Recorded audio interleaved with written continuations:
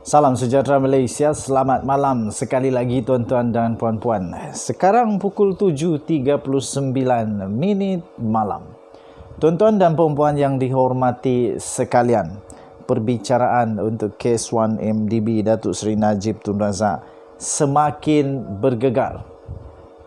Denyut nadi suara rakyat bergema di channel ini. Terbaru, laporan terbaru ini memang mengejutkan semua.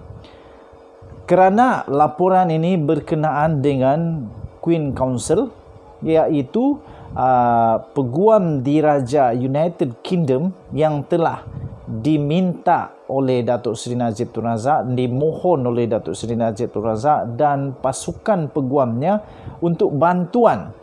Tetapi tuan-tuan dan puan-puan yang dihormati sekalian, adakah beliau akan ditolak? Di pertengahan daripada video ini ada kabar tentang perkara itu. Nantikan tuan-tuan dan puan-puan.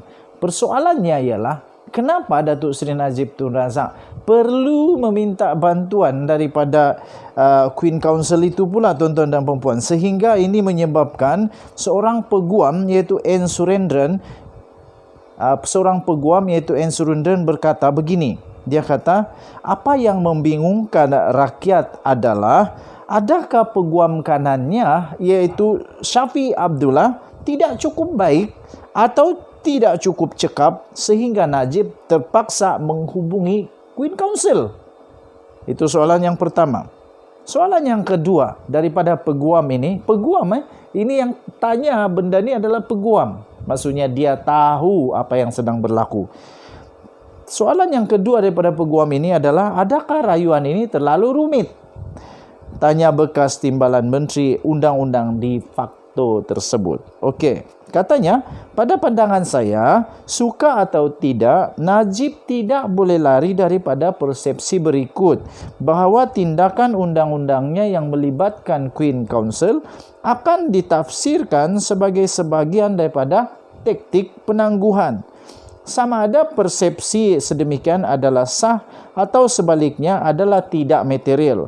Lagipun sebagai ahli politik yang berpengalaman, beliau harus sedar sepenuhnya bahawa persepsi itu penting dalam politik, katanya.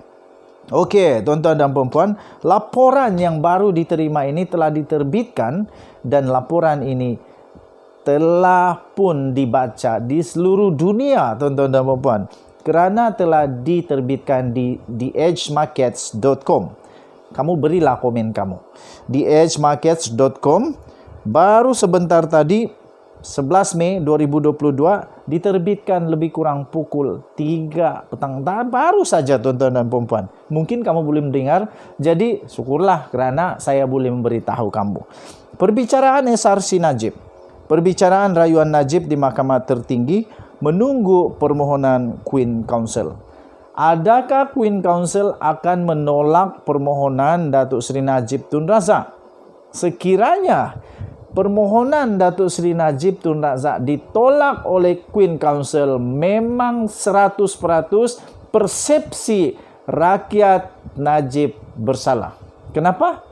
Kerana kalau Queen Council tak terima, maksudnya mereka dah tahu mungkin tak boleh menang. Tapi kalau Queen's Council terima, memang ada harapan untuk Datuk Seri Najib Tun Razak. At least mungkin paling kurang pun hukuman mungkin boleh dikurangkan. Tuan-tuan dan puan-puan yang dihargai sekalian, selepas pemfailan petisyen rayuan di Mahkamah Persekutuan minggu lalu oleh peguam Datuk Seri Najib Tun Razak untuk mengenepikan sabitan beliau dalam kes SRC International Sendirian Berhad, adakah perbicaraan rayuan akan ditetapkan dalam beberapa minggu yang akan datang? Kita nantikan. Secara katara, rekod rayuan akhirnya telah dipersetujui oleh kedua-dua pihak pendakwaan dan yang lebih penting ialah pihak pembelaan pada awal April yang lalu membawa kepada pemfailan petisyen oleh pihak pembelaan selepas lanjutan masa telah diberikan. Tuan-tuan dan puan-puan yang dihargai sekalian, pihak pendakwaan dan pembelaan kini perlu untuk memfailkan hujahan bertulis mereka. Selepas itu tarikh pendengaran akan ditetapkan. Najib yang akan mencecah usia 69 tahun pada Julai ini didapati telah bersalah oleh Mahkamah Tinggi dan juga Mahkamah Rayuan kerana menyalahgunakan kuasanya dalam isu jaminan kerajaan untuk 2 pinjaman sebanyak 2 bilion ringgit setiap satu oleh SRC kepada SRC oleh Kumpulan Wang Persaraan Incorporated atau KWAP pada Ogos 2011 dan Februari 2012. Bekas Presiden UMNO dan juga ahli Parlimen Pekan itu juga disabitkan dengan 3 pertuduhan pecah amanah jenayah sebanyak 42 juta ringgit Malaysia yang dimasukkan ke dalam akaun banknya daripada SRC dan 3 lagi pertuduhan pengubahan wang haram dengan jumlah yang sama antara 26 Disember 2014 dan Februari 10, 2015. Sabitan itu memberi Najib pengiktirafan. Aduh. Ini perenggan ini betul bikin sakit hati. Sabitan itu memberi Najib pengiktirafan. Apa pengiktirafan ni? Sebagai ahli politik berpangkat tertinggi di negara ini yang didapati bersalah atas kesalahan jenayah di mahkamah. Mahkamah Tinggi menjatuhkan hukuman penjara 12 tahun dan denda 210 juta ringgit. Keputusan Mahkamah Tinggi itu dikekalkan oleh Mahkamah Rayuan pada 8 Disember yang lepas, menyebabkan rayuan terakhir ke Mahkamah Tertinggi iaitu Mahkamah Persekutuan. Jika perbicaraan jenayah bermula di Mahkamah Tinggi, penjenayah yang disabitkan dibenarkan 2 peringkat rayuan iaitu Mahkamah Rayuan dan akhirnya Mahkamah Persekutuan. Mahkamah Rayuan dan dalam keputusannya untuk menolak rayuan Najib mengkritik kerugian besar yang dialami oleh SRC International iaitu anak syarikat milik penuh One Malaysia Development Berhad iaitu milik kerajaan. Ia memerhatikan bahawa entiti yang ditubuhkan untuk melindungi kepentingan negara itu dalam bidang kritikal. Contohnya, tenaga alternatif telah berubah menjadi memalukan negara kerana kehilangan wang. Dalam kes SRC, lokasi pinjaman KWAP sebanyak 4 bilion ringgit Malaysia masih menjadi misteri. Tuan-tuan dan puan-puan yang dihormati sekalian, walau bagaimanapun Najib sebelum ini menyatakan hasratnya untuk mendapatkan peguam permaisuri atau Queen Counsel untuk menghujahkan rayuannya di mahkamah tertinggi iaitu Mahkamah Persekutuan. Queen Counsel daripada Commonwealth perlu untuk mendapatkan pengakuan atau kebenaran daripada mahkamah untuk menjalankan amalan di Malaysia sebelum dia dibenarkan berhujah atau mengemukakan dalam rayuan. Peguam utama Najib yang mengetuai pembelaan pada perbicaraan dan rayuan di Mahkamah Rayuan iaitu Tan Sri Muhammad Shafi Abdullah mempunyai masa sehingga akhir Mei untuk memfailkan permohonan bagi mendapatkan QC. Sekarang dah hampir separuh Mei. Tinggal separuh Mei. Memang pening kepala. Permohonan itu perlu difailkan di Mahkamah Tinggi dan mungkin didengar pada bulan Jun. Sekiranya permohonan gagal, rayuan boleh dibuat ke Mahkamah Persekutuan. Hanya selepas perkara ini diputuskan, tarikh pendengaran untuk rayuan JPP boleh ditetapkan. Peguam N. Surendran, walau bagaimanapun, iaitu seorang bekas ahli Parlimen Padang Serai dan ahli PKR, berkata adalah hak seseorang tertuduh untuk memfailkan sebarang permohonan di mahkamah termasuk untuk penerimaan QC. Tetapi terpulang, kata peguam ini, tetapi terpulang kepada mahkamah untuk memutuskan sama ada dia telah memenuhi prinsip undang-undang yang mengawal permohonan sedemikian. Katanya kepada DH.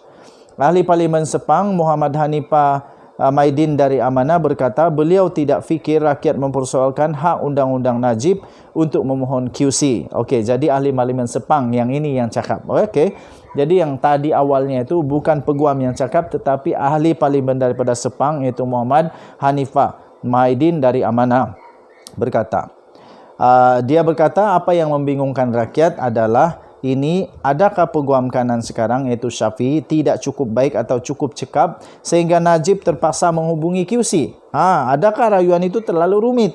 Tanya bekas timbalan Menteri Undang-Undang de facto. Pada pandangan saya, suka atau tidak, Najib tidak boleh lari daripada persepsi berikut bahawa tindakan undang-undangnya melibatkan QC akan ditafsirkan sebagai sebahagian daripada taktik penangguhan, katanya. Okey, jadi panjang lagi berita ini. Kamu boleh baca di dalam dsmarkets.com yang bertajuk perbicaraan SRC Najib, perbicaraan rayuan Najib di Mahkamah Tinggi memohon Mahkamah Tertinggi menunggu permohonan QC. 11 Mei 2022. Jadi sekali lagi saya ingin membetulkan apa yang saya kata di mula tadi. Saya ingin membetulkan, yaitu yang bertanya